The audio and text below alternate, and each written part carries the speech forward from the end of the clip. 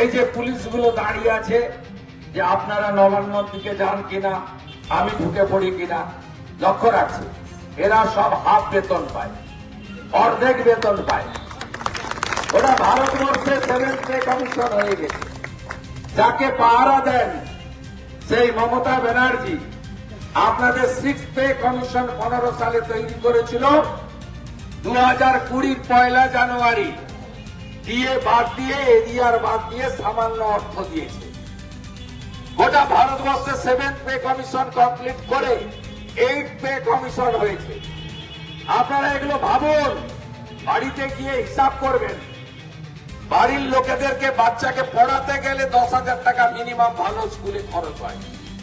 আপনাদের এদের অবস্থা তো আরো খারাপ। আপনাদের এগুলো ভাবতে হবে সিরিয়াসলি। একে যদি আপনারা রাখেন, আমি আপনাকে বলে দিচ্ছি 40% দিয়ে গ্যাপ সেন্ট্রাল গভর্নমেন্টের সঙ্গে।